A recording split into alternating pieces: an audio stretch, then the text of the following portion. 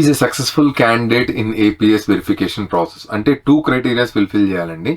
Document verification, eligibility criteria fulfilment. Document verification అంటే మీరు చదువుతున్న కాలేజీకి వాళ్ళు వెరిఫికేషన్ కోసం మెయిల్ పంపిస్తారు. ఆ మెయిల్ని కనుక మీ కాలేజ్ అథారిటీ రెస్పాండ్ అవ్వలేదు అని అంటే వాళ్ళు ప్రాసెస్ ఇనిషియేట్ చేయరు, అంటే ఫర్దర్గా తీసుకోబోరు. ఎలిజిబిలిటీ క్రైటీరియా ఫుల్ఫిల్మెంట్ అంటే German educational foreign education body ఏం చేసిందంటే జర్మన్ అథారిటీస్ ఎనాబిన్ అని ఒక సైట్ ఉంది. ఈచ్ కాలేజ్కి ఒక ర్యాంకింగ్ ఇచ్చారు, H+, ఇది ఎగ్జాంపుల్కి H+, అని చెప్పాను. మీ కాలేజ్ కనుక ఎనాబిన్ సైట్లో రేటింగ్లో లేదు అని అంటే మీకు ఏపీఎస్ ఇవ్వబడదు. ఎందుకంటే మీరు జర్మన్స్ సెట్ చేసిన స్టాండర్డ్ ఆఫ్ యూనివర్సిటీస్లో మీ కాలేజ్ లేదు కాబట్టి వాళ్ళు కన్సిడర్ చేయరు.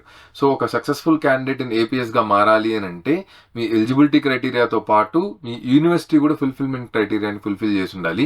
సో ఏపీఎస్కి అప్లై చేసే ముందే మీరు ఎనాబిన్ సైట్లోకి వెళ్ళి మీరు ఫుల్ఫిల్మెంట్ అయిందా లేదో వెరిఫికేషన్ చేసుకున్న తర్వాతే మీ యూనివర్సిటీ ఆ లిస్ట్లో ఉందంటేనే ఏపీఎస్కి అప్లై చేయండి.